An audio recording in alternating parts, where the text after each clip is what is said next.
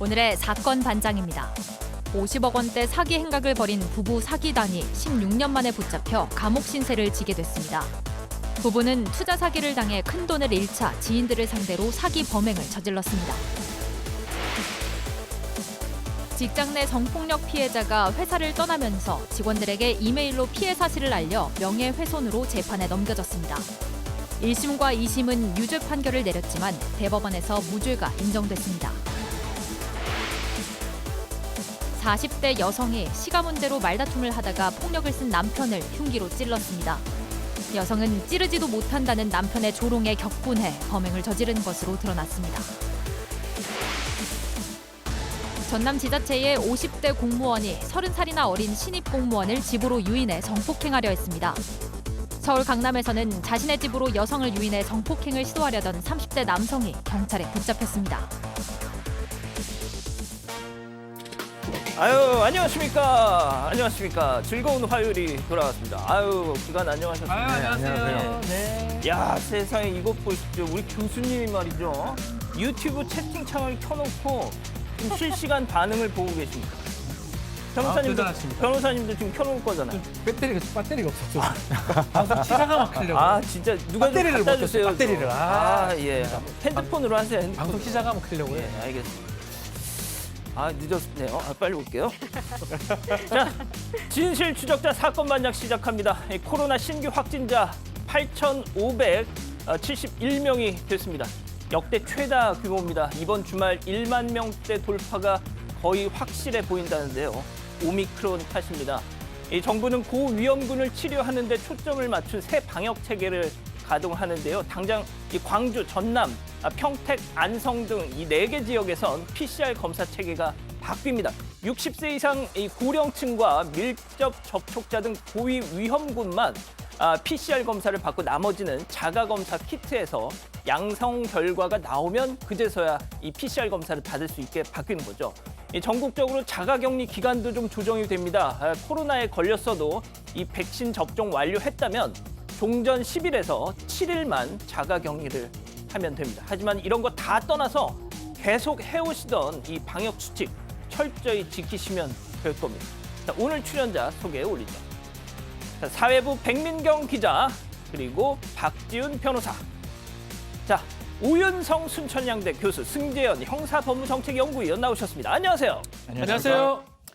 자, 사건 반장 덕분에 법 지식이 무럭무럭 솟아나요 하신 루나님, 사반 가족회의도 매일 좀 하면 안 되겠니 하신 쉐이큰 베이크님, 김태복님, K 도그러버님, 리리님, 검용소님 모두 사랑합니다. 자, 재미는 물론 의리로 함께하는 사건 반장 대한민국과 전 세계 동포 가족 여러분의 시선을 모아서 출발합니다.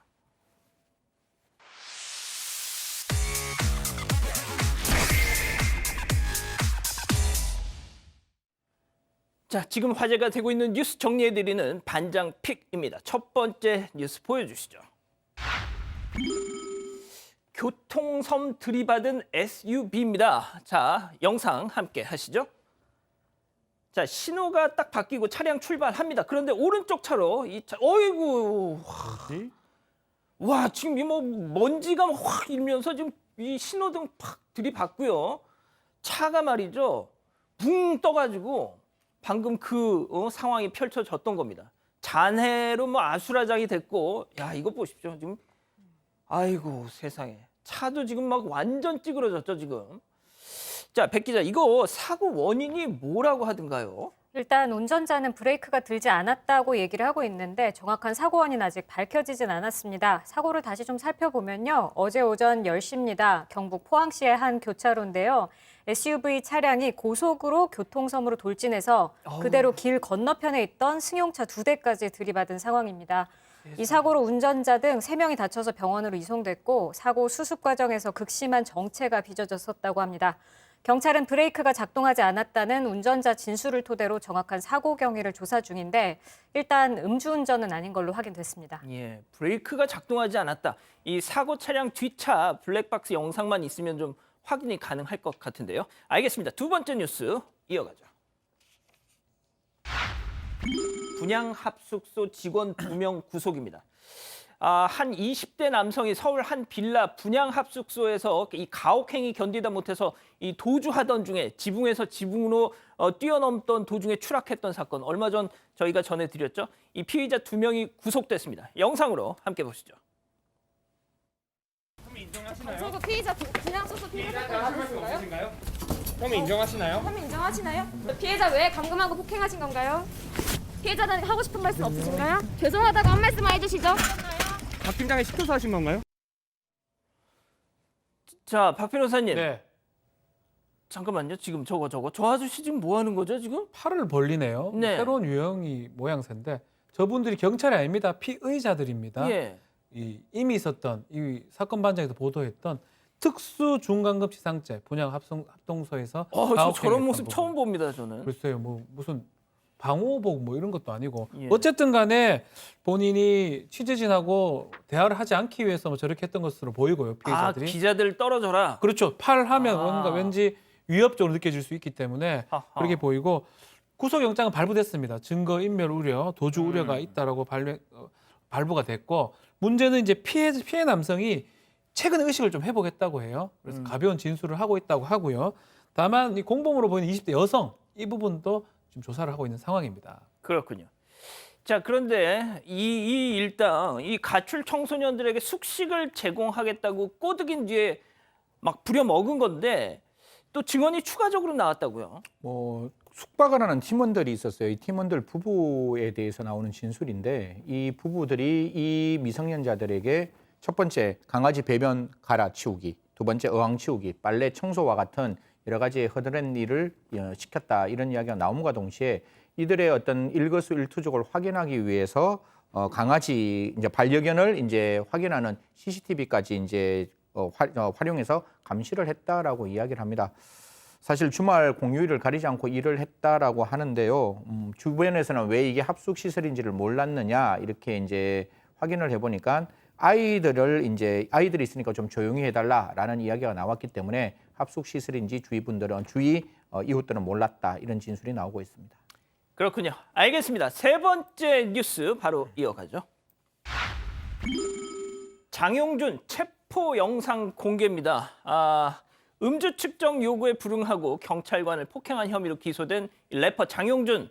이 체포 당시 경찰관에게 욕설하고 몸싸움 벌이는 장면이 법정에서 공개가 됐다고요. 그러니까 체포 당시의 영상을 법정에서 공개한 건데요. 공개된 영상에 이렇게 몸싸움하고 욕했던 모습들 고스란히 다 담겨 있었습니다. 장윤준 씨가 경찰관에게 저 운전 안 했어요 라면서 음주 측정을 거부하고 비키라고 땡땡아 이렇게 욕설을 하는가 하며 차량 앞에서 실랑이를 벌이는 장면이 고스란히 담겨 있습니다. 장용준 씨에게 이제 머리를 가격당한 경찰관이 아픈 듯이 비명을 지르고 또 머리로 내 머리를 쳤다 이렇게 말하는 음성도 담겼습니다. 지구대로 이동하는 과정에서도 실랑이가 있었는데요. 장 씨가 고통을 호소하면서 수갑을 풀어달라고 요구했고 경찰관이 안 된다고 하자 뭐뭐 하세요, 뭐뭐야 라면서 심한 말을 하기도 합니다. 자, 저희가 참 앞서 이 자막이 나갔지만 어떤 욕설이었는지 이제 짐작이 되는데요. 자, 사건 당시 수갑 때문에 손이 아파서 몸부림치다가 내가 경찰관을 실수로 이렇게 부딪힌 거지 때린 거 아니다. 네. 이런 주장을 편다고요. 수사기관에서 진술입니다. 장영준 씨 같은 경우는 이 수갑 때문에 손이 아파서 이렇게 몸부림치다가 경찰하고 접촉이 있었다라고 얘기를 했고요. 이 변호인도 비슷하게 얘기를 했던 것 같아요. 피고인이 다치게 하려고 일부러 한 거 아니지 않느냐라고 했는데 경찰과 좀 다르게 얘기를 합니다. 이미 한번 부딪혔는데 두 번째 연속으로 부딪혔기 때문에 본인은 고의적이라고 생각을 했다 그러고요. 또 다른 경찰은 잡으니까 엑셀을 밟고 도망가려는 모습도 있었다 그러고요. 나중에 밀치는 등 또 머리로 들이받는 등 경찰한테 공격적 행동으로 일관했다라고 진술을 하고 있습니다. 이미 2019년 9월에도 이 음주운전 때문에 집행유예를 받고 있는 그런 상황입니다.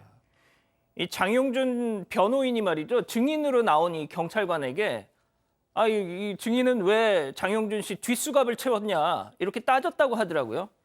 현장 경찰들이 어련히 알아서 판단했을까요? 설마 이걸 혹시 과잉 진압을 했다 이렇게 또 풀어가려고 그런 질문을 했던 건 아니겠죠? 자, 다음 뉴스 이어가죠. 끈끈이 고양이 범인은입니다. 자, 어제 저희가 전해드렸던 이 끈끈이의 영상 보여주시죠. 아, 저거 정말 많은 분들이 좀 안타까워하셨는데, 자, 저 끈끈이를 누가 저기다 갖다 놨는지가 밝혀졌죠. 네, 제보자와 동물보호단체 케어 관계자가 저 끈끈이 설치한 사람을 찾아 나섰는데요. 아파트 환경정리라는 아주머니였던 것으로 밝혀졌습니다. 그러니까 고양이를 잡으려고 했던 게 아니라 지하실에 쥐가 너무 많아서 쥐를 잡으려고 끈끈이를 설치해놨다는 건데요. 앞서 제보 내용에서는 저렇게 끈끈이를 설치해서 고양이가 좋아하는 간식을 뿌려놓고 유인했다고 알려졌었는데 끈끈이에 뿌려져 있었던 거는 일단은 쥐약의 일종인 걸로 확인됐습니다. 근데 또 얘기를 더 들어보니까요. 그 주변에, 끈끈이 주변에 고양이 간식도 있기는 있었다고 하더라고요. 자, 그런데 혐오 범죄가 아니었던 거는 정말 천만다행인데, 고양이가 저 끈끈이가 달라붙었던 그 부위의 털을 다 밀어야 했답니다. 예. 자, 그 장면도 준비가 돼 있을까요? 예, 저렇게 다 저 털 부위를 털을 밀었다고 하는데, 교수님, 저희가 참 요즘에 아동학대랍니다. 죄송합니다. 이 동물학대와 관련된 사건들을 정말 많이 전해드리고 있어요. 예, 그렇습니다. 지금 이제 동물 학대 같은 경우는 저희가 이제 통계를 가지고 비교를 할 수가 있는데요. 동물보호법 위반으로 해서 이제 2010년에 약 69건 정도가 됐었는데 10년이 지난 2020년에 992건, 즉 다시 말해서 한 700% 정도 증가했습니다. 근데 이제 이건 물론 뭐 그동안에 반려동물 방사라든가 이 주인 없는 뭐 개나 고양이가 많이 증가한 것도 하나의 원인이 될 수가 있지만 그럼에도 불구하고 지금 이제 그 동물 학대를 하는 사람들이 많이 늘어나고 있다라고 하는 것을 이제 통계적으로 얘기를 해주고 있는 것인데요. 사실 뭐 이번 같은 경우는 뭐 혐오 범죄가 아니기 때문에 그나마 다행인데 이 동물권 그 단체, 그 케어라고 하는 단체가 있는데 앞으로 이런 것과 연관돼 가지고 지속적으로 모니터링을 하겠다라고 지금 의지를 밝히고 있는데요. 사실 뭐 이번 같은 경우는 아니지만 저것도 저런 식으로 해가지고 사실 뭐 털을 다 깎아내면은 일종의 상당히 그 어떤 스트레스를 받지 않겠습니까? 예. 예, 상당히 조심을 해야 될 것 같습니다. 자, 그 사회가 진짜 약자를 보호하느냐 여부는요. 흉악범 얼굴 가려주고 그런 걸로 판단하는 거 아닙니다. 동물권이 존중되느냐 여부로 판단됩니다. 이 사건 반장이 흉악범 신상 공개 목 터져라 요구하는 것도 이 동물 학대 사건에 열을 내는 것 다 그런 맥락에서라는 거 다시 한번 좀 말씀드립니다. 자, 다음 뉴스 이어가죠. 변기 막혔다 유인한 뒤 점점점 영상 함께 보시죠. 자, 여기 PC방 카운터입니다. 한 남성이 주변을 막 살피는데요. 자, 계산대 안쪽으로 딱 들어오더니 이렇게 돌아서 오더니 짜 슉슉슉슉 하고 지금 카운터 딱 열어가지고 돈 막 이렇게 슉슉슉 해가지고 지금 인마이 포켓 하고 있습니다. 돈을 훔쳐서 달아나려고 지금 하고 있는데 1분도 채 걸리지가 않았습니다. 이 상황이. 자, 박 변호사님. 네. 아니, 이 사람 정말 바보 같은 게 CCTV가 지금 다 찍고 있잖아요. 바보라고요? 바보라고 할 수도 있지만 예. 대전의 한 PC방인데요. 아주 수법이 상당히 교모합니다. 뭐가 있었습니까? 본인 알바생은 아니고요. 절도범이고 25세 남성인데 아르바이트생은 사실은 뭐 저 현금을 바로바로 해야 되기 때문에 문 잠가놓지 않고 있거든요. 예. 근무할 때는 그렇죠. 아르바이트생이 다가가서 화장실에 변기가 막혀 있다. 잠깐 가달라라고 하면서 보낸 다음에 저렇게 두리번거리다가 현금을 그냥 빼가는 거예요. 그냥 싹 그냥 빼가서 지금 1시간 전에도 다른 PC방에서 저렇게 했고 저렇게 했는데 우리 진행자 말씀처럼 결국 얼굴이 드러나는 거잖아요. 예. 이거 말고도 17차례 대구나 인천, 서울에서 17차례 600만 원하고 똑같은 방식으로 600만 원에 절취를 했던 사건입니다. 예. 결국 이제 검거는 됐는데 왜 이래 절도를 했냐 보니까 도박 빚이 좀 많았던 것 같아요. 그래서 그걸 갚기 위해서 금품을 저런 식으로 절취했는데 결국 17번 만에 검거가 됐습니다. 교수님 좀 한 말씀 좀 해주세요. 좀. 글쎄요, 도박을 한 거는 자기 자신인데 왜 지금 엉뚱한 PC방에 와가지고 지금 요즘에 지금 뭐 코로나 때문에 지금 장사도 잘 안 되는데요. 42만 원 가져갔으면 하루 그냥 그 모든 거 다 가져간 것 같은데 아까 지금 저기 그 CCTV에 나와 있는 거 보면요. 아주 숙달된 행동이에요. 혈압, 호흡, 맥박이 지금 막 올라가고 있습니다. 그런데 그럼에도 불구하고 지금 현재 하는 여러 가지 어떤 행동들은 저거는 정말 한두 번 해본 솜씨가 아닌데 결국 17번을 갖다가 했다라고 하니까 저 사람 입장에서는요. 저렇게 한번 변기가 막혔어요라고 얘기 한번 딱 하면은 가게 되면 거기서 바로 돈을 갖다가 수거해 나가는 거. 그야말로 노력하지 않고 남이 힘들게 벌었던 그 돈을 그대로 가져가려고 하는 뭐 아주 좋지 않은 것이니까 본인이 이제 거기에 대한 책임을 져야 되겠죠.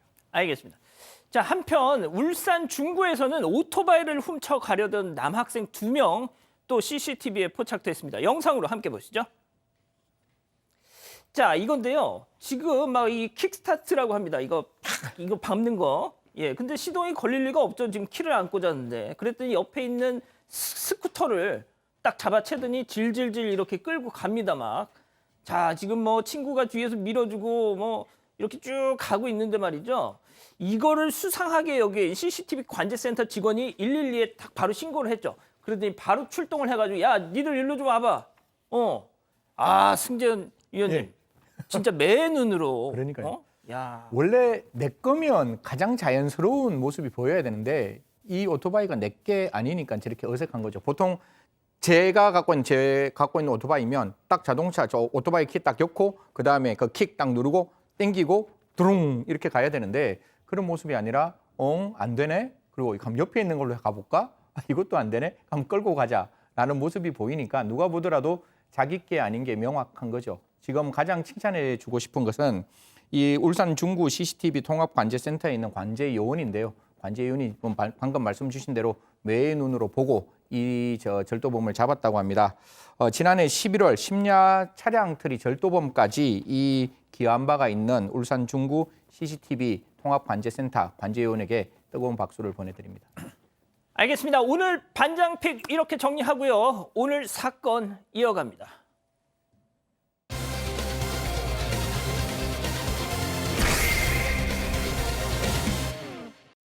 50억 원대 사기 행각을 벌인 부부 사기단이 16년 만에 붙잡혀 감옥 신세를 지게 됐습니다. 부부는 투자 사기를 당해 큰돈을 잃자 지인들을 상대로 사기 범행을 저질렀습니다. 사건의 전말을 파헤쳐봅니다. 자, 한 부부의 사기극이라는데 어떤 내용입니까, 백 기자? 네, 한 부부 얘기인데요. 남편은 재무설계사, 또 아내는 컨설턴트라고 스스로를 소개했습니다. 수익이 좋은 사모펀드가 있는데 여기다 투자하면 연 12% 정도의 이자를 줄 수 있다. 이렇게 얘기하면서 투자자를 모읍니다. 그런데 모두 사기였죠. 부인이 컨설턴트인 척하면서 투자금을 관리했는데 뒤로는 돈을 빼돌렸습니다. 2006년부터 2018년까지 총 71회에 걸쳐서 58억 원 가로챘습니다. 자, 그런데 말이죠. 이 부부 사기단이 왜 부부 사기단이 됐는가? 그 범행 동기가 충격적입니다. 체크포인트 짚어보죠. 우리도 못할 것 없다. 네. 자, 박 변호사님.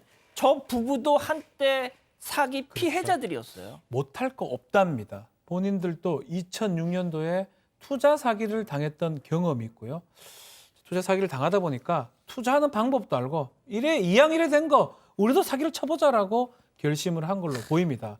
2006년부터 시작을 했는데 2018년 정도 되자마자 많은 사람들이 이 투자가 좀 제대로 진행되고 있는지 좀 궁금해했다 그러고 근데 이미 사기를 많이 당해보다 보니까 아주 수법들을 잘 알고 있어요.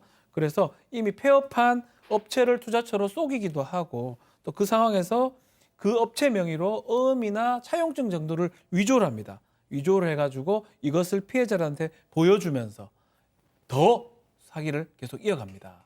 자, 뭐 자기들이 또 피해자 행세도 했다더라고요.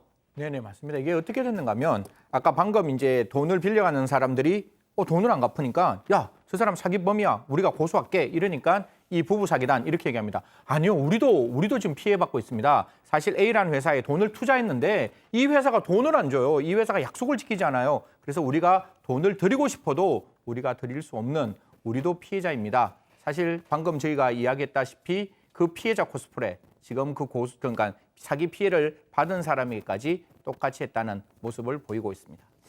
자, 교수님, 저는 이 사건 보면서 제일 이해가 안 되는 것이 그 자기들도 사기 피해자면 그 사기를 당한 그 고통이 얼마나 심한지 그걸 알 거 아니에요. 그걸 세상에 갖다가 아 그렇구나 이거 우리도 써먹어. 야 이런 발상이 어떻게 가능하죠 이게? 글쎄요, 보통 이제 이런 사기를 당하게 되면 그 보통 대부분의 사람들은 막 좌절하고 낙담하고 이렇게 되는데 원래 부부들이 살다 보면 둘이가 닮아요. 그래서 이제 만약에 남편이 그런 얘기를 했다 하더라도 아내가 그렇게 하면 안 된다라고 한 사람이라도 반대를 했으면은 괜찮았을 텐데 이 사람들은 야 우리가 노하우를 아니까 우리도 한번 사기를 쳐보자 이런 식으로 이제 둘이가 의기투합이 된 거죠. 그런데 이제 그렇게 되면 이 심리적으로 어떤 그 변화가 일어나냐면 자기들 마음속에 있는 이 도덕심을 갖다가 제거를 합니다. 그리고 난 이후에 아 이거는 우리 잘못이 아니야.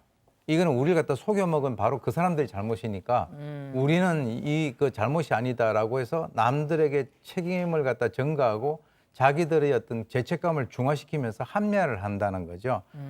그렇게 된 상황에서 그러면 이왕할 거 뭐 조금 하지 말고 한번 크게 한번 해보자 이렇게 되는데 그게 잘 이해가 안 가실 텐데요. 제가 이제 좀 이해가 가시는 그 예를 하나 들어보겠습니다.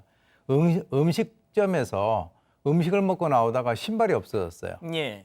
그러면 보통 보면 아 이거 신발 없어졌다라고 하는 게 아니라 대강 봐가지고 자기 발에 맞는 좋은 신발 신고 가버리는 사람들이 있어요. 꼭 자기 거보다 좋은 거 가져갑니다. 좋은 거 가져가요. 네. 예. 아이, 자기 거보다 나쁜 거 가져가는 사람이 없어요. 그러니까요. 그러니까 이제 그하고 약간 그 유사한 그런 심리가 아닌가. 그렇게 말씀하니까 이해가 쏙 되네. 예, 진짜. 그렇습니다. 아니 승현님 그런데 여기서 중요합니다. 여기서부터 사랑과 전쟁급의 정말 막장 드라마가 펼쳐져요. 네, 남편이 배신합니다. 남편이 와이프를 배신합니다. 같이 경찰에 출석을 딱 해야 되는 날 남편 뜬금없이 페루로 날아갑니다. 그러니까 부인의 입장에서는 얼마나 당황스러웠겠어요. 남편이 이런 얘기합니다. 나 페루로 갔는 것 사실 페루에 있는 광산과 관련되는 여러 가지 어떤 사업을 하기 위해서 떠났다라고 이야기를 하지만 그 페루에서 광산 사업과 전혀 관계없는 행동을 했습니다.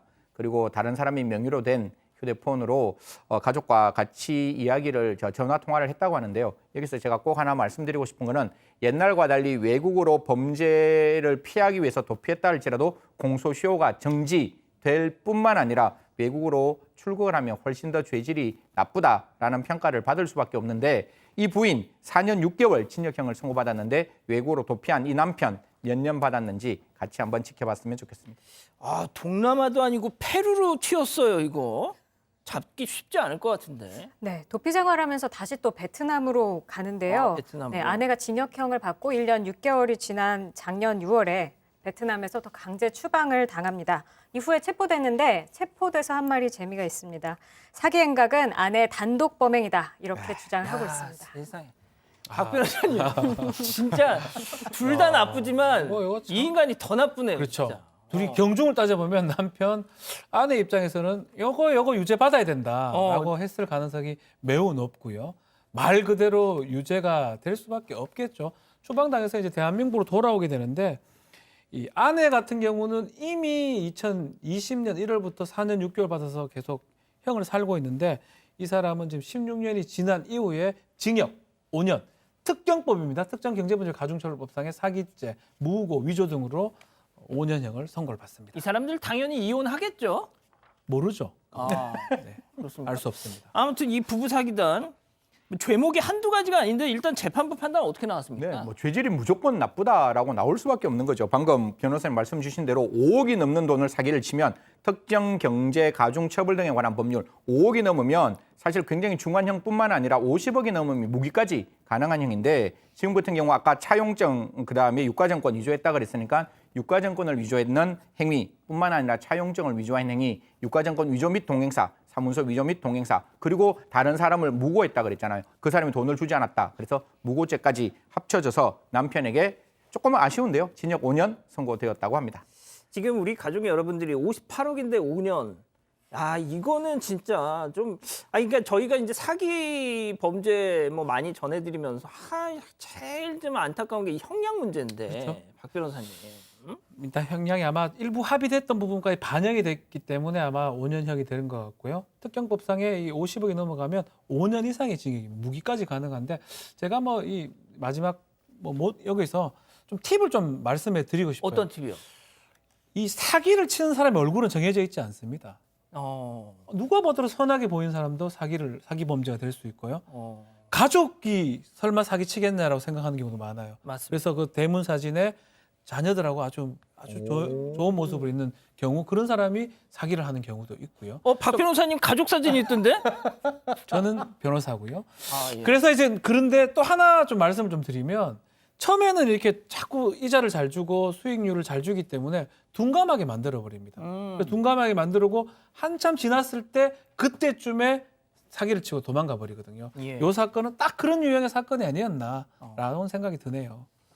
그 교수님, 그 방금 박 변호사님 말씀한 그 진짜 이 사기꾼들의 얼굴, 이 전형은 없다. 이건 맞는 얘기인가요? 아, 그럼요. 사기꾼들일수록 오히려 더 달콤하게 얘기도 잘하고 신뢰를 주고 반드시 이제 그 하나 팁을 드리면 이 세상에 공짜가 없습니다.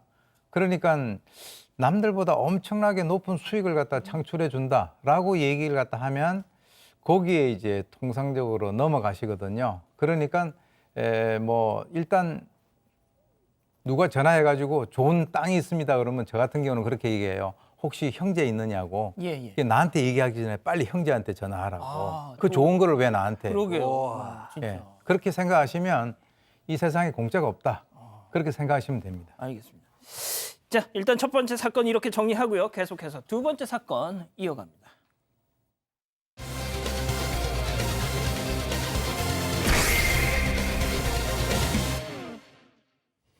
이 직장 내 성폭력 사건이 벌어졌는데요. 어떤 내용인지 먼저 김하은 아나운서 통해서 들어보시죠. 네, 사건은 지난 2014년 10월에 벌어졌습니다. 직장 회식 자리에서 한 여성에게 동료 남성 직원이 테이블 아래로 손을 잡는 등 신체적인 접촉을 했습니다. 그뿐만 아니라 유부남이었던 이 남성, 늦은 밤 몇 시간에 걸쳐 여성에게 문자를 보내기도 했는데요. 1년 후 여성은 직장을 그만두게 됩니다. 사직 의사를 밝힌 다음 날 여성이 전 직원에게 한 통의 이메일을 보냈는데요. 여기에 남성이 여성에게 보냈던 문자 메시지도 첨부했습니다. 이후 남성의 명예를 훼손했다는 혐의로 재판에 넘겨진 여성. 1심과 2심에 이어 대법원까지 가게 됐는데 과연 재판부는 어떤 판단을 내렸을까요?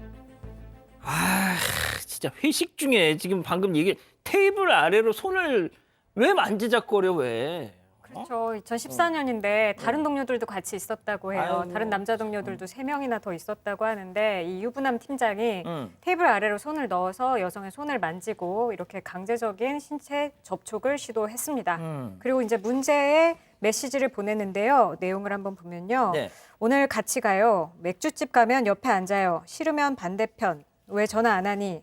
남친이랑 있어? 답을 못 넣은 거니? 뭐 이런 내용을 3시간 동안 12통을 전송했다고 합니다. 여성은 답장을 하지 않았다고 합니다. 처음엔 존대로 말하더니 또 갑자기 반말로 바뀌어요. 알겠습니다. 여기서 두 번째 사건 체크포인트 짚어보죠. 전 직원의 이메일로 알렸답니다. 네. 자, 이 피해 여성이 퇴사를 그렇죠. 하기 직전에, 아니 그러니까 퇴사를 하면서 한 후 직후입니다. 예, 그 전 직원의 이메일로 쫙 뿌리고 갔다는 거 아니에요? 자, 이런 일이 일어나고 1년 정도 지났을 때 퇴사를 하게 됩니다. 퇴사를 하면서 그 직후에 200여 개의 매장에게 또 본사 직원이 한 80여 명이 되는데 이분들한테 이메일을 보내드립니다. 이메일 내용은 이런 내용입니다.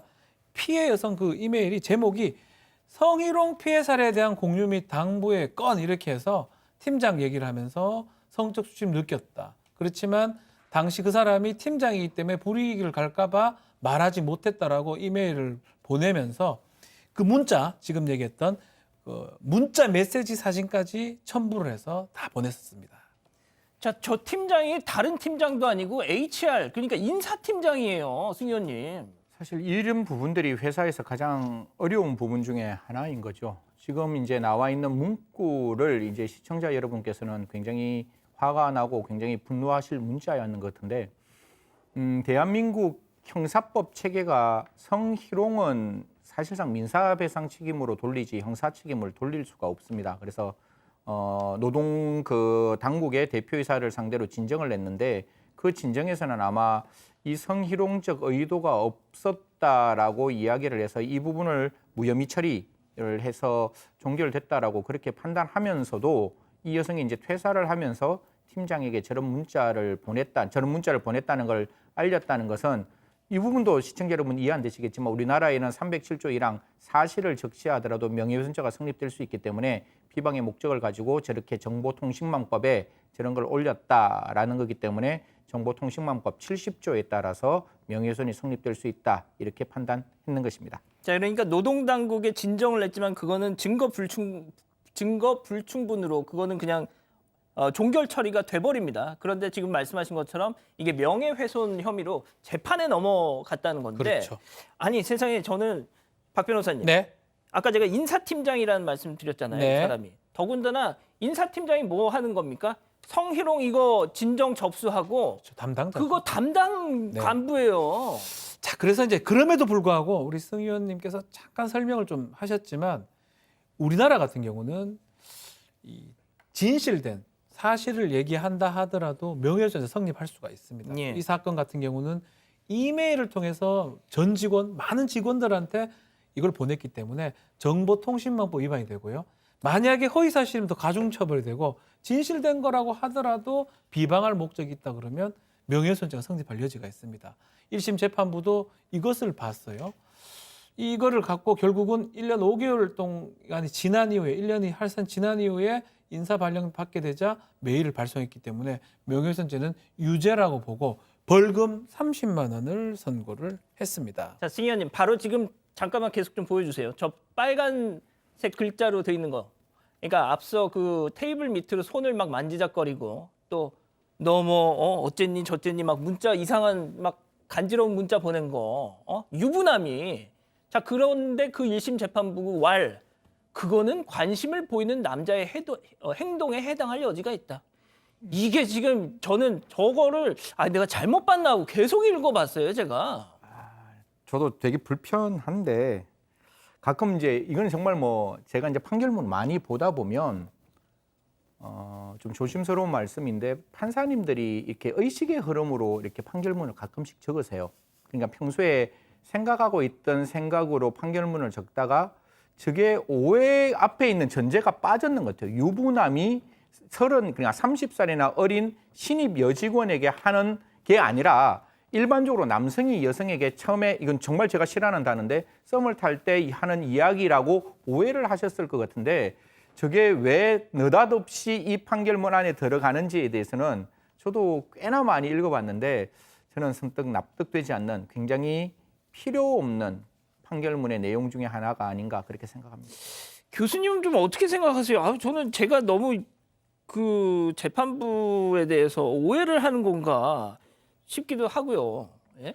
글쎄요, 이제 관심 보이는 남성의 행동이라고 한다면 그 여성의 동의 없이 그냥 손을 갖다가 이렇게 만지작 하면 그게 다 이렇게 문제가 없나요? 그러면은 이제 우리가 아까 우리 성 의원님 말씀을 하셨는데 우리 판사 그분도 만약에 딸이 있다라고 하면 자기 딸이 있는데 어떤 사람이 관심이 있다고 해서 그 딸의 동의도 없이 와가지고 손을 좀 물락거리게 된다면 저거 관심을 보이는 행동이구나 이렇게 얘기를 하기가 어렵지 않습니까? 이 사실은 이제 이 법이라고 하는 것도 국민의 여러 가지 어떤 그 정서라든가 이런 것들을 우리가 고려를 해야 되는 그런 사안인데 글쎄요 1심에서는 또 사실 이 여성 같은 경우는 진정을 제기를 했는데 그것이 무혐의로 종결됐고 그리고 이제 아까도 얘기 나왔지만은 바로 그 당사자가 성희롱 고충 상담 처리 담당자였다. 예. 그러니까 이 여성으로 입장에서는 어떻게 결함으로 바위 치는 그런 상황이 될 수밖에 없는 거죠. 그리고 이제 그 사람 같은 경우는 그야말로 이제 고양이한테 그 생선을 갖다가 맡긴 그런 상황이 되는데 그러니까 이 여성 같은 경우는 이렇게 얘기했습니다. 회사를 떠나는 마당에 회사의 발전을 위해서 무슨 말이냐면 바로 그 사람이 또 자기 이외에 또 다른 사람에게 그런 피해를 줄 수 있다라고 하는 그런 차원에서 그것을 이메일을 돌렸는데 글쎄요 이렇게 판결이 나와서 좀 국민적 정서하고는 좀 동떨어져 있지 않나 이렇게 생각이 듭니다. 자, 1심, 2심에서는 이 여성 명예훼손 맞다, 유죄다 이렇게 판단이 나오는데 자 대법원까지 갔습니다. 이제 대법원은 조금 달리 봅니다. 가장 중요한 게 비방할 목적이 있냐 없냐 이 부분이 이 명예훼손죄를 판단하는데 가장 중요 요소인데 대법원은 1심, 2심하고 달리 이 비방할 목적에 대해서 달리 판단합니다. 이메일 자체가 성희롱 피해 사례에 대한 거고 회사 조직원들이나 구성원들한테는 공적인 관심 사안이다. 예. 이게 필요한 거기 때문에 이것이라면 팀장을 비방할 목적이 있었다고 보기 어려워서 또 거기다가 우리나라 구조 자체가 2차 피해에 대한 어떤 불안감을 가지지 않을 수 없기 때문에 나중에 퇴사를 계기로 신고하지 않다가 나중에 보냈다고 하더라도 그런 것 때문에 비방의 목적이 있었다고 보기는 어렵다라고 하면서 무죄 취지로 사실심으로 파기환송했습니다. 아니, 그러니까 정말 이 대법원이 저렇게 좀 교정을 해줬으니 망정이지. 승 의원님, 제가 1심 판결문 내용 조금만 더 설명해드리면 앞서 관심을 보이는 행동일 수도 있다. 이것도 문제지만 이런 내용도 있어요. 피해자가 상응하는 조치를 취할 수 있었는데도 메일을 보냈다. 아니, 세상에 인사팀장이면 내 인사에 대한 그 결정 권한을 쥐고 있는 사람인데 어떤 상응하는 조치를 취해요, 그 회사에 다니면서. 그러니까요. 사실 그래서 이런 어떤 선고충 처리 상담을 하는 당사자가 비위에 연결되어 있을 때는 모르겠습니다. 이 회사에 제가 컴플라이언스를 잘 모르겠지만 저희 공공기관에서는 그 사람은 분명히 그 직에서 배제되고 다른 사람이 이 사건을 들여다봐야 되는 거겠죠. 그게 우리가 흔히 말하는 기피, 회피, 재책이라는 제도가 들어가 있어야 될 텐데 만약에 이 사건에 대해서 이 사람이 직접 선고충 처리 상담의 판단까지 같이 개입했다면 사실 아까 앵커께서 주신 말씀 증거 불충분, 자기 사건에 자기가 증거를 현출할 가능성은 매우 어렵겠죠. 그래서 이런 부분에 있어서 혹시 이거를 듣고 계시는 많은 회사의 입장에서는 그 사람이 당사자면 반드시 그 사건에는 절대로 돌아올 수 없도록 이제 회피, 재척을 해야 되는 것이고 이러한 선고충 처리 상담의 결과는 외부 위원들이 모여서 객관적이고 투명한 결과가 나올 수 있도록 만들어야 한다. 그게 저도 딸이 있는데 딸을 보내는 아빠가 딸을 마음 편하게 회사에 보낼 수 있는 하나의 방법이 아닌가 그렇게 생각합니다. 알겠습니다. 두 번째 사건 이렇게 정리하고요. 다음 세 번째 사건 이어갑니다.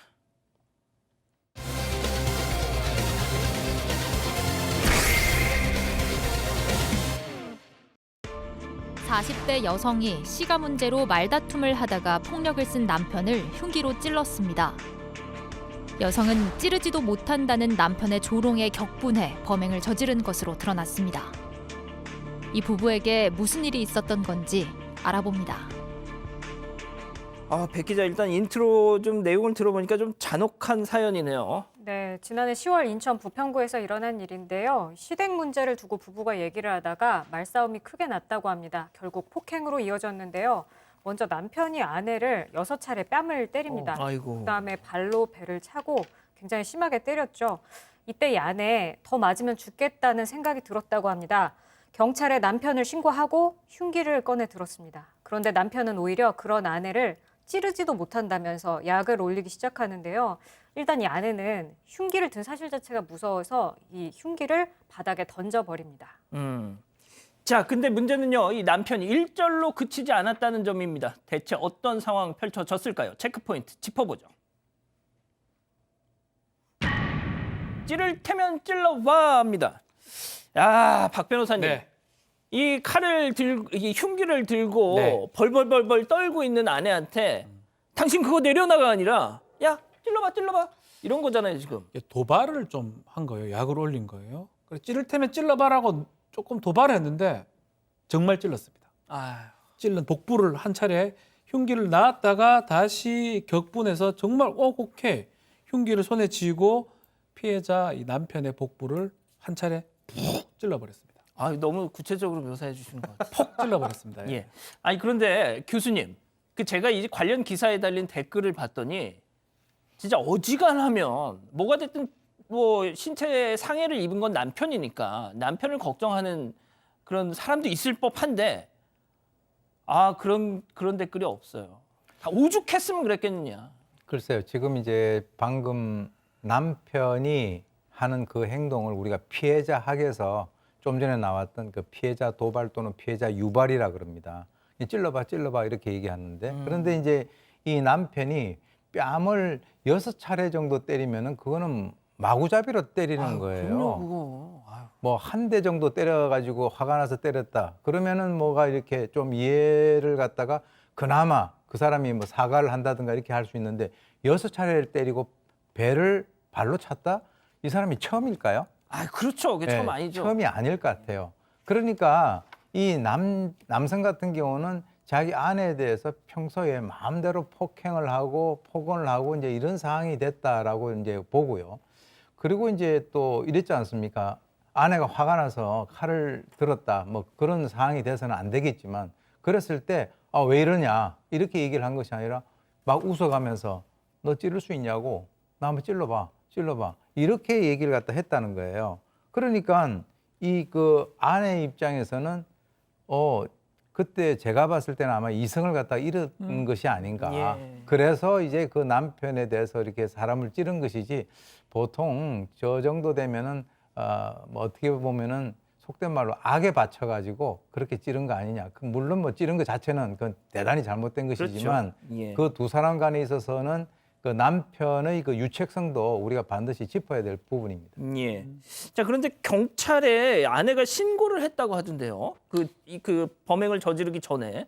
방금 백 기자가 잘 설명했지만 잘 설명했다시피 전화했습니다. 저 남편이 저 때리고 있어요. 빨리 좀 와주세요라고 하고 자기가 들었던 흉기 자체가 무서워서 분명히 흉기를 던졌음에도 불구하고 이 남성이 지금 우리가 이야기하고 있듯이 이 여성을 굉장히 적극적으로 이렇게 악에 바치게 하는 행동을 보이고 있는데 뭐 교수님이나 변호사님 사건 많이 보셔서 아시겠지만 우리가 살인사건을 보면 살인사건의 거의 90% 많은 대부분의 살인사건이 격정입니다. 무슨 말인가 하면 그 순간에 욱하는 마음을 참지 못하고 살인으로 넘어가는 경우가 많거든요. 처음부터 이 사람을 살해하겠다고 모든 계획을 세워서 살해하는 경우는 그렇게 많지가 않습니다. 분명히 제가 말씀드리는데 절대로 사람에게 이렇게 감정의 마지막 순간을 이렇게 때릴 수 있는 격한 말씀은 절대로 해서는 안 된다라는 말씀을 드리고 이 부분도 분명히 아내가 그 흉기를 놓았을 때 가만히 있었으면 이런 사건 발생하지 않았는데 교수님 말씀 주신 대로 절대로 용서할 수 없는 행동이지만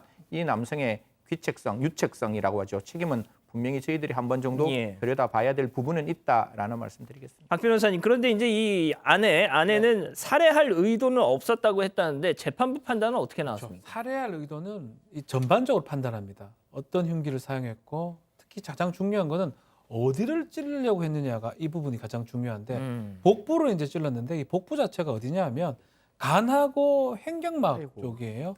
만약에 살해할 의도가 없다 그러면 팔이나 뭐 다른 데를 하겠죠. 이 복부라든지 아니면 얼굴이라든지 이런 것들은 위험한 곳이기 때문에 또 그렇게 됐던 게 이 살인죄의 의도로 봤고요. 또 경찰이 들어오지 못하게 막았던 부분도 있고요. 예. 그렇기 때문에 최소한 미필적 고의가 인정이 돼서 살인을 의도했는데 결과가 달성되지 않았기 때문에 살인 미수죄가 되었습니다. 남편이 또 뭐 처벌을 원치 않는다라고 얘기도 했다네요. 예, 수현님. 맞습니다. 뭐 사실 이제 이 사건 저희들이 끝까지 좀 들여다봐야 되는 부분이에요. 남편이 분명히 아내를 용서했고 저는 그게 진정한 회복적 사법이 일어나서 양 당사자가 용서하고 화해했다라고 저는 확신하지만 혹시나 교수님 말씀이나 저희들 마음 한켠에 조심스럽게 남아 있을 수 있는 재범의 위험성도 존재하니까 좀 이렇게 보건복지부나 이런 부분에서는 이 가정 좀 잘 좀 들여다보고 앞으로 좀 행복한 가정이 됐으면 좋겠다. 결론적으로는 집행유예로 사건은 마무리됐습니다. 그렇군요. 아니, 제 아는 지인이 말이죠. 그 와이프랑 이제 싸우다가 조금 이렇게 밀쳤어요. 그래가지고 이제 석 달 동안 집에 못 들어갔습니다. 쫓겨나가지고. 그런데 지금 이 같은 경우는 뭐 뺨을 6대 발로 아이고 참. 알겠습니다. 세 번째 사건 이렇게 정리하고요. 다음 네 번째 사건 이어갑니다.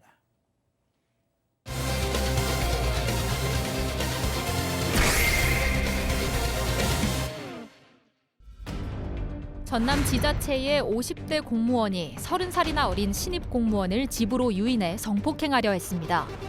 서울 강남에서는 자신의 집으로 여성을 유인해 성폭행을 시도하려던 30대 남성이 경찰에 붙잡혔습니다. 사건의 내막을 들여다봅니다. 자, 성폭행을 시도하려다 실패한 공무원 법정에서 실형을 선고받았다는데 어떤 얘기인지 좀 정리해 주시죠. 네, 지난해 2월입니다. 58살 공무원입니다. 신입사원인 20대 여후배를 집에 놀러 오라고 초대를 하는데요. 스파게티를 해주겠다고 얘기했답니다. 근데 집에 들어와서 갑자기 입맞춤을 하고 옷을 벗기면서 성폭행을 시도했습니다. 후배 여성이 강하게 반발했지만 계속해서 강제추행이 이어졌습니다. 스파게티를 만들어주겠다는 30살 많은 아버지뻘 되는 직장 상사. 그렇죠. 여기서 체크포인트 짚어보죠. 나느냐 드라마 주인공.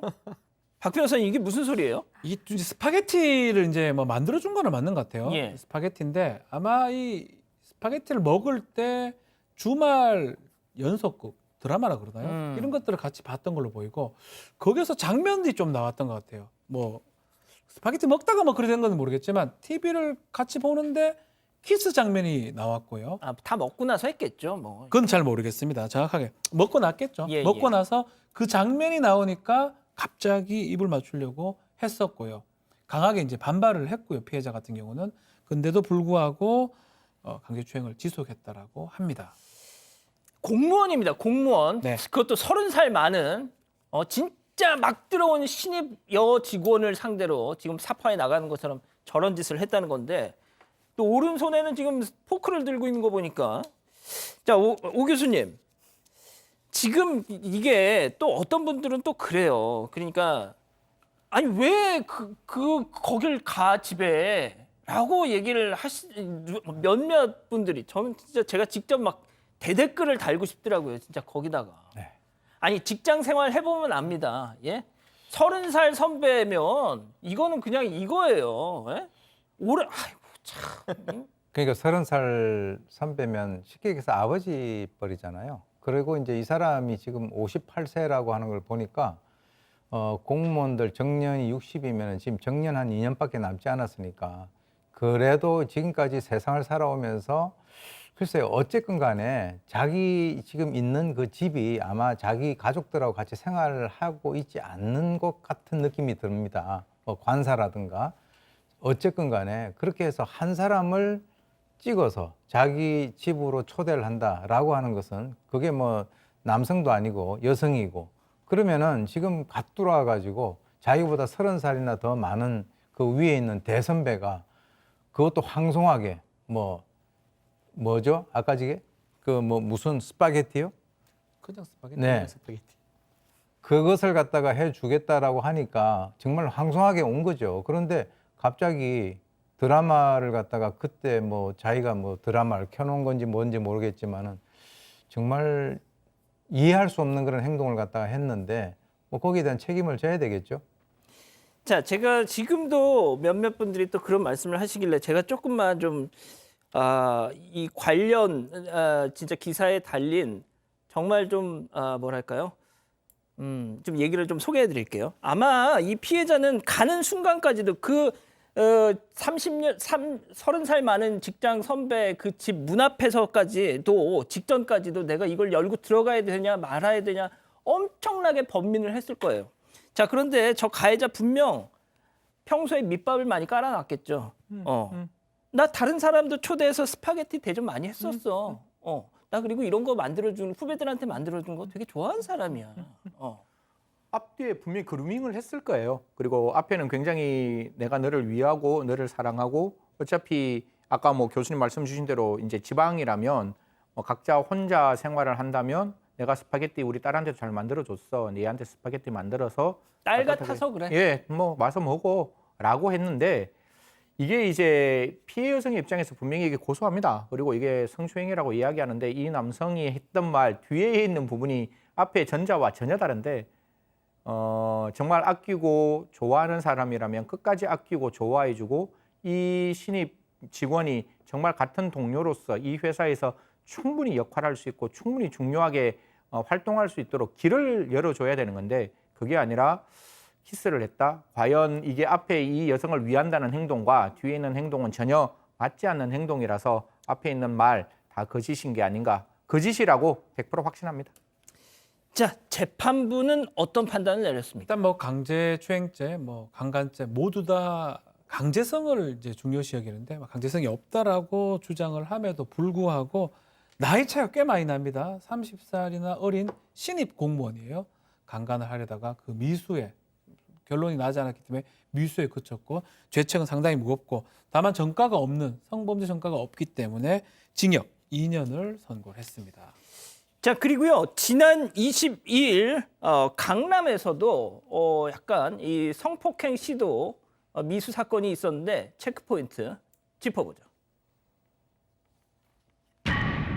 아, 맨발의 탈출은 또 무슨 사건인가요? 네, 서울 강남구의 한 주택가에서 일어난 일인데요. 20대 여성이 편의점 근처에서 맨발인 상태로 도움을 요청했다고 합니다. 상당히 다급해 보였다고 하는데요. 이 여성 경찰에 진술한 내용을 보면요. 알고 지냈던 30대 남성 집에서 술을 마셨는데 남성이 갑자기 성폭력을 시도해서 도망쳐 나왔다. 이렇게 얘기했습니다. 자, 그런데 이 남성, 이 피해자에게 무슨 의문의 가루를 줬다고요? 이 부분이 조금 분명히 경찰 수사에서 확인이 되어야 하는 부분이라고 생각합니다.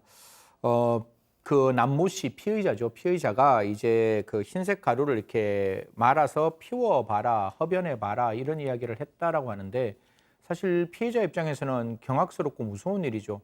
지금 상황에서 저 가루가 어떠한 역할을 하는지, 어떠한 내 몸에 들어와서 어떠한 상황을 만드는지도 모르는 상황. 당연히 그러면 피해자 입장에서는 당연히 맨발로 뛰어나갈 수밖에 없는 것이고 제가 지금 모 국회의원분하고 같이 하는 게 이게 과연 향정신식 의약품이 과연 강간에 얼마만큼 이용되고 얼마만큼 문제가 있는지에 대해서 지금 공청회를 한번 하려고 하는데 이런 어떤 행동으로 성범죄를 일으켰을 때는 더 가중처벌하는 게 분명히 필요하다.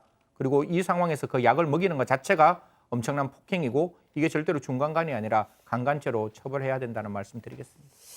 예, 지금 이게 그러다 보니까 이제 이 갑자기 태도가 돌변해서 저런 뭐 흰 가루를 어떻게 하려고 하고 또 성폭행을 하려고 하니까 정말 맨발로 그 집을 뛰쳐나와서 주변 편의점에 가서 SOS를 해서 뭐 극적으로 정말 위기를 탈출할 수 있었다는 그런 사건인데 교수님 일단 이 두 가지 저희가 전해드린 사건의 공통점은 뭐가 됐든 피해자를 자신의 집으로 유인했다는 점입니다. 네, 그렇습니다.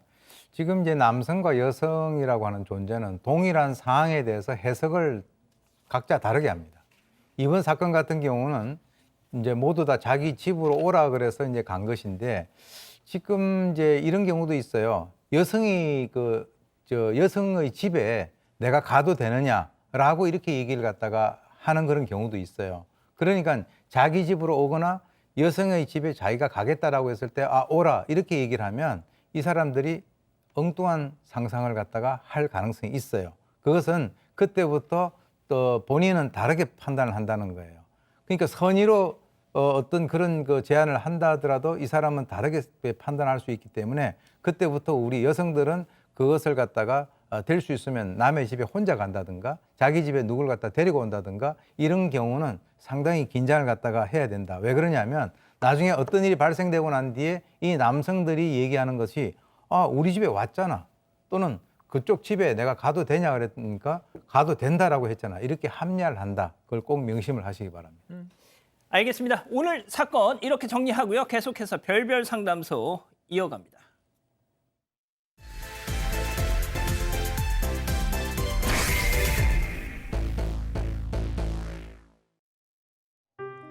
돈 때문에 자주 다투는 부모님을 보며 커서 돈을 많이 벌겠다고 결심한 한 씨. 대기업 취직에 성공했는데요. 하지만 좋은 직장에 들어갔으니 그동안 키워준 은혜를 갚으라는 부모님의 강요가 점점 버겁게 느껴진다고 합니다. 아버지가 허리를 다쳐 일을 할 수 없게 된 후로 가족의 생활비를 오롯이 한 씨가 책임지고 있는데요. 얼마 전 한 씨가 직원들이 살 수 있는 사원 임대 아파트에 입주해 독립을 하게 되자 부모님이 한 씨에게 양육비 반환 계약서를 내밀었습니다. 키워줬으니 월 200만 원씩 20년간 양육비를 갚으라는 게 계약서 내용이었습니다. 이후 양육비 송금이 하루만 늦어져도 계약서를 들고 회사 앞으로 찾아와 돈을 요구하는 부모님. 한 씨는 정말 계약서에 적힌 대로 앞으로 20년 동안 부모님께 양육비를 갚아야 하는 건가요? 자, 지금 소개된 사연은 한 언론에 나온 사례를 저희가 좀 각색한 겁니다. 자, 김하은 아나운서. 네. 진짜 이건 좀 황당한데요. 앞서 이 부모님이 돈 때문에 많이 다퉜다고 했는데 뭐 옛날부터 좀 형편이 많이 어려웠었던 건가요? 아버지께서 이제 공사 현장에서 일하긴 했지만 미장 기술자였기 때문에 형편이 크게 어려웠던 건 아니었는데요. 그런데 어머니의 씀씀이가 좀 컸다고 합니다.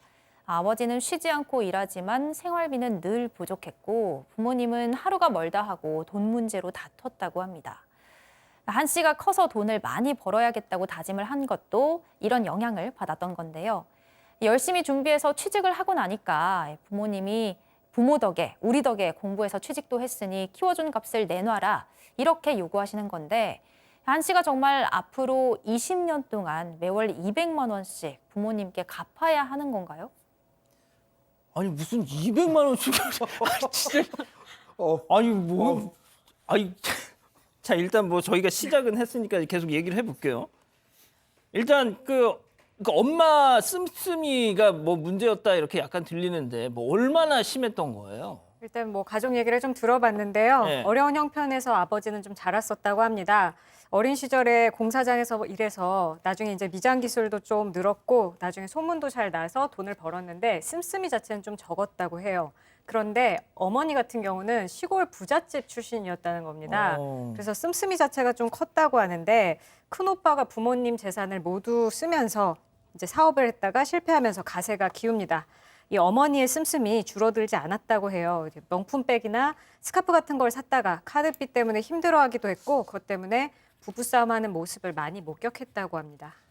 아니 소시적에 뭐 잘 나갔다고 계속 그 시절 생각하면서 돈을 쓰면 어떡해요, 승현님? 아니 뭐 이게 정말 저도 딸을 키우잖아요. 아무리 줘도 아깝지 않는 게 가족인데 사실 아이가 부모로부터 돈을 받지 않으면 아이는 성장할 수 없는 것이고 당연히 미성년자 때까지는 부모는 아이를 키우는 거예요. 그게 우리 법이 이야기하고 있는 의무인데 그 의무를 이행하는 엄마 아빠가 딸이 이제 성장해서 대기업에 들어갔으면 격려해주고 진짜 칭찬해주고 정말 자랑스러워해야 되는데 야 이제부터 200만 원씩 줘. 그것도 20년 동안. 과연 이런 행동을 하는 게 맞는 건지는 진짜 고민하게 되는 대목입니다. 예, 박 변호사님 그 우리 이 여사님한테 매달 얼마씩 주십니까? 뭐 적당히 드리고 있습니다. 정기적으로 드리고 있습니다. 아 정기적으로. 중요한 거는 정기적으로 드리고. 아 정기적으로. 예. 아 이자 납입하듯이 꼬박꼬박. 아, 유자라니요. 사랑이죠. 사랑. 네. 러브. 아 러브. 네. 예. 말씀하시죠. 뭐 그렇다고요. 예. 보고 계시는데 또 그렇게 하시죠. 아니 근데 그 이 아드님이 또 열심히 또 공부를 하고 해서 좋은 그렇죠. 직장에 들어갔대요. 이 아들이 상당히 좀 딴 아, 사람들한테, 예, 딸이 딴 딸이죠. 사람한테 밀리지 않으려고 공부를 꽤 많이 했던 걸로 보입니다. 그래서 이름 들으면 알만한 회사에 대기업에 취직도 했고요. 그래서 첫 월급이 사실 중요해요. 첫 월급 받으면 뭐 딴 거 뭐 좋은 거 사잖아요. 명품 지갑을 사준 것 같아요. 이거 사실 근데 알고 보면 첫 월급으로 명품 지갑 사는 게 잘 없지만 또 이 딸 입장에서 돈 벌고 가장 큰 돈을 산 것 같아요. 그랬겠죠. 명품 집값을 샀는데 그 이유 중에 하나가 지금 얘기를 했지만 하도 좀 부모님이 갚아라. 그게 좀 기회백이다 보니까 좀 이렇게 들은 얘기를 좀 실천하기 위해서 아주 비싼 걸로 첫 월급 선물했던 걸로 보입니다. 자, 근데 거기서 이제 끝난 게 아니었잖아요. 이게 사실 뭐 첫 월급 선물로 주면 저는 그냥 내복 한 벌 사주면 진짜 행복할 것 같은데 이 부모님 생각은 조금 다른 듯합니다. 자, 지금 승현님 방금 그 얘기를 하신 순간 우리 백 기자가 뻥치시네. 약간 이런 표정을 지었어요. 아니 전 정말 아니 그럼 따님이 첫 월급 받아서 뭐 해주셨어요? 아직 학생이죠. 아직 학생이에요. 이제 기다리고 있죠. 예. 그 빨간색 내복을 저는 마음속에 기다리고 있습니다. 아마 이거 볼 것 같은데 혹시 빨간색? 명품 내복? 예? 명품 내복? 아니 빨간색 내복. 그 이렇게 안에 삼중 보온 내리로 돼서 이렇게 공기가 포송포송 도르는. 예. 내복으로 여하튼 안 다시 끝납니다. 본론으로 돌아오면 제가 봤을 때 그럼에도 불구하고 아까 말씀드렸다시피 내가 너를 어떻게 키웠니? 네가 우리 집에 살았잖아. 그럼 이거 월세 내야 되는 거 아니야? 너를 먹였잖아. 음식비 줘야지. 그리고 너 학교비 냈으니까 너 그 냈는 뭐 저 학교 등록금 이런 거 다 갚아야 되는 거야. 그래서 각종 세금까지 다 합쳐서 아까 말씀드렸던 200만 원씩 20년을 내라 그랬는데 이 딸 정말 기특합니다. 큰 돈이라고 생각했지만 아버님 건강이 좀 좋아지면 나아질 수 있다는 희망 때문에 200만 원씩 꼬박꼬박 부모님에게 드렸다고 합니다. 자 이렇게 꼬박꼬박 잘 드리고 있는데 계약서는 갑자기 이게 무슨 소리예요? 이게 집이랑 직장이 좀 멀었다고 하는데 네. 사택이 됐대요. 2년 지나서 이제 사택에 들어가게 돼서 예. 엄마한테 이제 나가서 살겠다라고 얘기를 했는데 엄마 반응이 너무 화를 내면서 생활비 주는 게 아까워서 지금 집에서 나가겠다는 거냐 이렇게 나오셨다는 거죠. 그러면서 계약서를 쓰자라고 해서 계약서를 쓰게 됐는데 처음에는 어쨌거나 이제 키워주셨으니까 그거를 보답하는 거는 원래 드리려고 했던 거였다라고 생각했기 때문에 크게 문제 삼지 않고 또 계약서를 썼다고 합니다.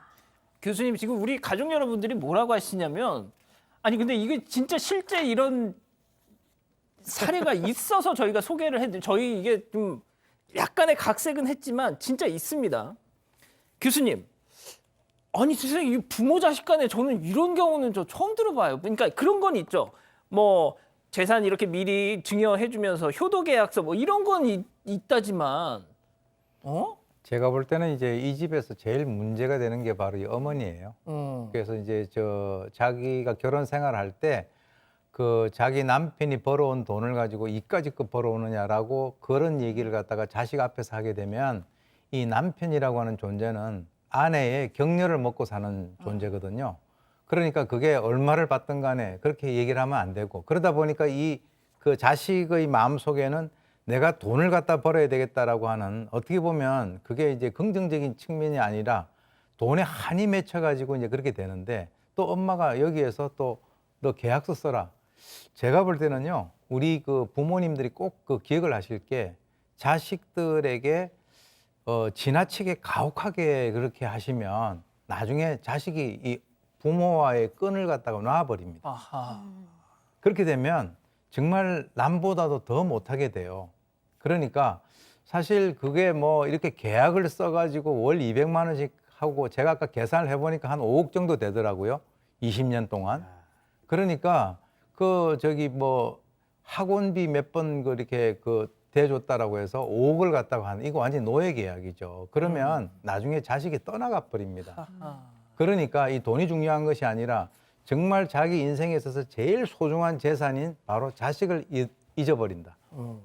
그 자식을 갖다가 자기 손에서 이렇게 떨어뜨려 버린다. 너무 가혹하게 하시면 절대 안 되고 항상 마음으로서 이 끈이 연결돼 있어야 되는데 이 어머니는 제가 볼 때 지금 나이가 어떻게 되는지는 모르겠지만 인생을 갖다가 굉장히 좀 이렇게 헛사신 게 아닌가 하는 생각이 들 정도입니다. 박 변호사님 더 저는 좀 이게 이 따님도 네. 저 솔직히 누가 낳아주라고 해서 낳고 싶어서 낳았어요. 그냥 그렇죠. 난 태어나 보니까 그냥 엄마 아빠가 이런 건데. 근데 세상에 돈까지 200만 원 꼬박꼬박 내놓으라고? 아니 제가 드리고 싶어서 드리는 거면 누가 뭐라고 합니까? 근데 액수까지 정해줘가지고 계약서까지 쓰라. 조금 말이 안 맞죠. 금액 자체도 상당히 많고 월급이 뭐 몇 억을 버는 사람이면 뭐 그럴 수 있겠지만 그렇지는 않을 거 아닙니까? 신입 사원이라면. 그럼 상당한 자기가 버는 금액에 아주 많은 수를 지금 용돈이 아닌 거죠. 어떻게 보면 그럼요. 아주 큰 채무를 정기적인 채무를 우리 민법적으로 정기 채무라 그러는데 정기적인 채무를 지금 지고 있는 상황이기 때문에 그런 어떤 채무를 자기가 부담하는 계약서를 또 작성한다는 것도 딸도 사실은 어떻게 보면 조금 좀 눌린 상황이 되지 않았을까 이렇게 보입니다. 자 지금 정지영님하고 또 우리 가족 여러분들이 진짜 그런 엄마들이 있다, 그런 경우가 있다 이렇게 또 수긍을 하고 계시네요. 자 그런데 승 의원님, 네. 이 딸의 인내심에 그러니까 저도 이게 딱 지금까지만 사례를 봤을 때 따님이 어려서부터 약간 가스라이팅을 당한 게 아닌가 뭐 이런 생각까지 들었는데 도저히 참을 수 없어 하면서 팡 터진 계기가 있었다고요. 보통 제가 양 앵커한테 한 10만 원을 빌렸어요. 근데 제가 돈을 이제 갚는 날짜가 일요일이에요. 그럼 일요일이면 양 앵커께서는 그 일요일 날 계좌이체가 안 되면 하루 기다리겠어요? 아니면 그 다음 날 바로 와서 왜 10만 원 안 갚는 거야? 이러고 따지시겠어요? 저희 회사 와서? 저는 월요일 0시 1분에 톡 보냅니다. 근데 이분은 톡만 보냈으면 괜찮은데 이 엄마가 딸의 회사로 찾아오는 거예요. 회사로? 딱 하루 늦었네. 왜 너는 먹고 살 만큼 사는데 엄마를 굶어 죽이는 게 아니냐라는 이야기를 하면서 회사 와서 굉장히 큰 소란을 일으키니 딸의 입장에서는 이게 얼마나 억장이 무너지는 일이겠습니까? 그래서 한씨가 이렇게 얘기합니다. 엄마, 이제 나 다시 엄마한테 돈 못 보낼 것 같아 라고 하면서 이제 계약서를 들고 온 엄마에게 경찰을 엄마는 그렇게 이야기하자 엄마는 딸을 경찰에게 고소하겠다고 그렇게 이야기하면서 회사에게 큰 소란을 또 일으켰다고 합니다. 야, 이거 진짜 어떻게 친부모가 이럴 수 있나 이런 생각이 드는데 말이죠. 알겠습니다. 그러면 이쯤에서 별별 상담소 오늘의 궁금증 짚어보죠. 부모의 키워준 값 요구에 작성한 양육비 반환 계약서. 이거 법적 효력이 있습니까, 박 변호사님? 네. 이 계약서는 뭐냐면 의사의 합치를 적어 놓은 거고요. 굳이 계약서를 작성하지 않더라도 의사의 합치가 있다면 계약으로서 효력이 생길 수가 있습니다. 다만 이제 그 계약이 뭔가 선량한 사회 기타 질서, 풍속에 반한다면 무효가 될 수 있는데 예. 과연 부모가 자식을 키워주는 이 부양비 이게 계약에 해당할 수 있는가 이게 예, 지금 예, 예. 쟁점이 되고요.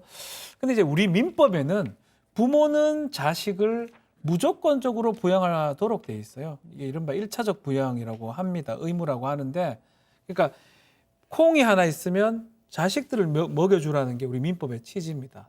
반대로 자식들이 부모를 부양하는 거는 내가 먹고 남는 게 있을 때 주라고 돼 있어요. 효도하는 거는. 우리 민법 그래 돼 있어요. 제 생각은 아닙니다.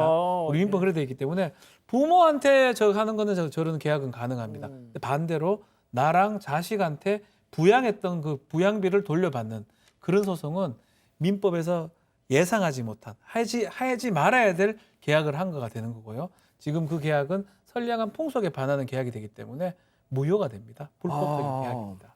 자, 그러면 이게 무효라면 이 따님이 부모님한테, 엄마한테 엄마 내가 그동안 뭐 줬던 거 다 토해내 그럴 수도 있는 거예요? 이게 무효잖아요. 이 계약서 자체가 무효면 돈 줬는 거 자체가 원인이 없잖아요.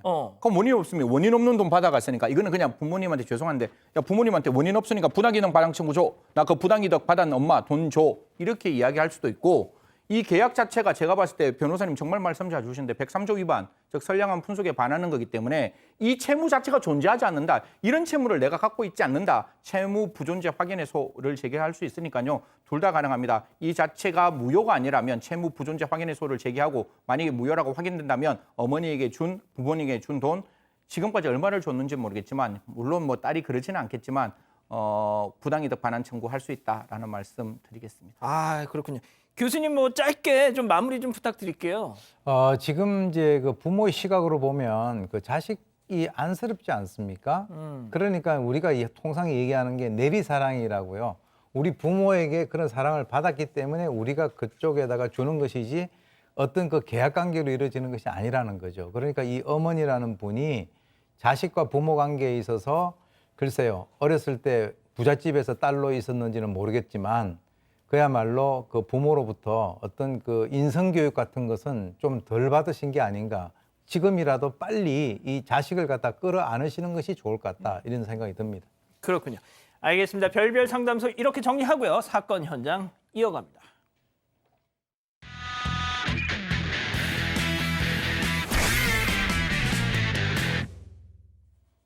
신개념 소통방송 사건반장 우리 가족 여러분들 사연 기다리고 있습니다. 여기로 많이 좀 보내주십시오. 자, 오늘 사연은요. 지난 1월 13일 방송해드렸던 그 유기견 그 후 사건 그 후를 좀 전해드리려고 하는데 먼저 보여주시죠. 자, 이 녀석 기억나시죠? 전남 해남 대진 저수지에 낚시를 하러 가다가 발견됐던 웰시코기 대진입니다. 이 사반 가족 이차희님이 보내주셨던 사연인데 그때 낚시를 끝내고 돌아가려는데 도저히 발이 떨어지지 않아서 차에 태웠고 이후 동물보호소에 데려다 주셨다 이런 사연이었죠. 자, 그런데 이후에 보호소에 보낸 뒤에도 마음이 놓이지 않아서 이 차희님이 매일매일 확인을 하셨대요. 그런데 어제 보호소에서 연락이 왔답니다. 입양이 결정됐다고 말이죠. 예, 방송을 통해서 사연을 소개해준 덕분에 순조롭게 입양이 됐다. 사건 반장 고맙다라는 말씀도 해주셨습니다. 뭐 저희 때문이었겠습니까? 아무렴 차이님의 이 진심이 하늘에 닿았기 때문이겠죠. 자, 감사하고요. 오늘 찾아갈 첫 번째 현장 태국으로 가보시죠.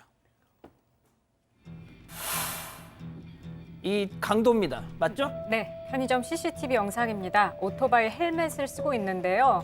계산대 앞으로 다가가더니 뭔가 올려놓습니다. 네, 바코드에 찍고 물건 사는 것 같습니다. 계산대에 내려놓은 그 순간 남성이 진열대 쪽으로 몸을 틀어서 뭔가 하는데 불꽃이 일어납니다. 왜 저래요? 왜 저래? 알고 보니 저 남성 물건값을 치르는 척하면서 진열대에다 불을 지른 건데요. 불길이 치솟는 모습을 본 편의점 직원이 깜짝 놀라 뒤로 피합니다.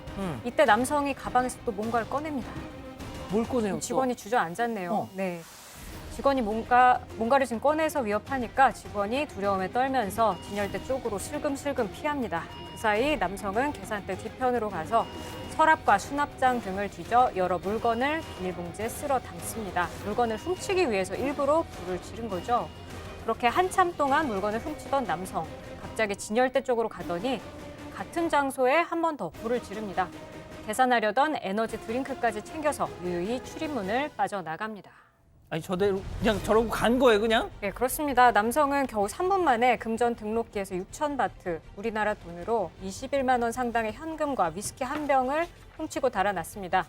현지 경찰은 남성을 아직 쫓고 있다고 밝혔는데 당시 남성이 헬멧을 쓰고 있었고 또 편의점 안에 직원밖에 없어서 용의자를 찾는데 어려움을 겪고 있다고 합니다. 그냥 조심하는 것도 없어요. 그냥 막 불 지르고 그냥. 예. 자, 다음 현장 영국으로 가보시죠. 경비원복을 입은 남성인데요. 지금 한 여성에게 주먹을 휘두릅니다. 주먹을 맞은 여성이 그대로 바닥에 쓰러졌습니다. 여성이 지금 남성의 다리를 쥐고 저항해보고 있는데 좀 먹히지 않습니다. 여성의 몸을 흔들고 발로 몸을 차면서 막아냅니다. 바닥에 들어놓은 여성, 이번에는 왼쪽 다리를 들어서 남성을 한번 저지를 해보는데요. 아무렇지 않다는 듯이 여성의 옆구리를 발로 밀면서 어서 나가 이렇게 외치고 있습니다. 급기야 여성의 다리를 들고 질질 끌고 밖으로 내보내기까지 합니다. 아니 무슨 상황이에요, 이거? 여기 지금 패스트푸드점이라고 합니다. 전날 한 30대 여성과 패스트푸드 경비원 간에 싸움이 벌어졌는데 당시 목격자가 많았는데 사건에 대한 정확한 전말이 밝혀지지 않고 있습니다. 현지 언론은 여성이 폭행 혐의로 경찰에 체포됐다며 경찰이 사건에 대해 조사 중이라고 전했습니다. 아, 여성이 폭행을 한 혐의로요? 아무래도 여성이 먼저 폭행을 한 모양입니다. 어. 경비원도 경찰서에 자진 출석해서 조사를 받고 있다고 합니다. 해당 경비원은 유명 패스트푸드점이 아닌 용역회사 소속 경비원으로 알려졌는데요. 패스트푸드점 측은 우리는 모든 종류의 폭력이나 학대에 대해 무관용 정책을 펴고 있다면서 일단은 이 해당 경비원 해고하고 별도로 사건을 조사하고 있다고 밝혔습니다. 알겠습니다. 자, 다음 현장 중국으로 가보시죠. 지하철 안입니다. 아니 이게 무슨? 이 여성 봉중부양. 우리도 모 후보가 하는 봉중부양을 지금 하고 있는데 어딘가에 매달린 듯한 다리를 꼰 채로 휴대전화를 보고 있는데 조금 이상하긴 하죠. 자세히 보죠. 이 여성의 머리카락이 손잡이에 묶여져 있습니다. 아니 이게 무슨? 그러니까 지금 여성이 손잡이에 자신의 머리를 묶어서 손잡이에 대롱대롱 매달린 겁니다. 아니 뭐, 이 여성요. 예. 러시아 말도 안 사람, 나오는. 러시아 사람. 예. 상하이 고개단 소속 단원 다리나라는 사람이고요. 아, 다리 좀 놔야 될 것 같은데요? 다리나 그 밑에? 예. 다칠 것 같죠. 예. 상하이 지하철 직원들이 여성의 신상을 파악해서 전화 통화로 왜 그러고 있는지 물었더니 다리나가요. 쉬는 시간에 짬을 내서 연기 연습을 하고 있다고 말을 했다고 합니다. 아, 저게 지금 연기 연습이에요? 네, 그 여성 지금 다리나인데요. 다리나 지하철하고 똑같이 천장과 연결된 고리에 머리카락을 매달라고 뱅글뱅글 도는 연기를 펼치고 있고요. 이 다리나는 자신을 지난 2014년부터 서커스단 등에 활동한 러시아 공중근의 예술가라고 소개를 했습니다. 자신이 이렇게까지 많은 관심을 받을 거라고는 예상을 못했다고 하네요. 아니 저런 행동을 하고 관심을 안 받을 거라고 생각했다는 게 더 웃긴데요? 네. 자, 머리 매달리기 고개를 하려면 저 먼저 두피가 괜찮을까요, 저거? 글쎄요, 저는 못할 것 같은데 예. 머리카락을 고리에 묶어 또 체중을 두피에 고르게 분산시켜서 포즈를 잘 채야 된다고 합니다. 머리카락 한 개당 최대 100g의 무게를 지탱할 수 있다고 하는데 사고나 부상을 방지하려면 수많은 연습이 필요하고요. 또 머리카락을 위한 비타민 섭취를 해야 돼요. 무럭무럭 먹어야 됩니다. 피난 노력이 필요하고요. 이 다리나 씨 자신도 이 동작을 반년 넘게 연습한 후에 성공했기 때문에 절대로 훈련 없이 이 묘기를 시도하지 말라라고 경고를 했습니다. 보기만 해도 두피가 상당히 아프죠. 예. 저는 머리가 뽀개질 것 같아요. 예. 승현님. 이 탈모 좀 있으신 분들은 너무 부러워하실 것 같아요, 저분. 그렇죠. 이게 현실적으로 이게 자기 몸무게, 저는 몸무게가 특히 저 뚱뚱하잖아요. 네. 그러니까 이거 하면 다 빠질 거예요. 그러니까요. 진짜 다이어트도 굉장히 모발 하나에 100g이라 그러지만 다이어트도 굉장히 중요할 것 같아요. 그렇죠. 체중이 좀 가벼우시겠죠. 예, 예. 다리나 알겠습니다. 자, 다음은 최근 온라인에서 화제가 되고 있는 영상 함께 보시죠. 여기는 중국 텐진의 어느 아파트입니다. 자, 근데 유독 한 집이 발코니가 눈에 띕니다. 가까이서 보니까 발코니에서 두 사람이 아이스하키를 지금 하고 있습니다. 집 발코니에 아이스 링크장이 설치되어 있는데 어찌된 일인가 했더니 저 집에 사는 60대 할아버지가 발코니에 직접 아이스 링크장을 만들었다고 합니다. 그냥 언 게 아니고 만든 거군요. 원리가 있겠습니까? 지금 보시는 이 할아버지 장바오츠 씨입니다. 그 주인공이고요. 이 장 씨가 코로나19 여파로 도시가 폐쇄되기 6개월 전부터 자신의 집 발코니에 물하고 우유를 섞어서 얼린 아이스 링크장을 만들었다고 하는데 발코니에 천막을 깔고 그 위에 직접 물과 우유를 부어가면서 며칠에 걸쳐서 아이스 링크장을 완성했습니다. 아니 근데 왜 저런 거 왜 만들어요? 그래요. 왜 만들었을까요? 예. 직접 만든 이유가 하나뿐인 손자 때문입니다.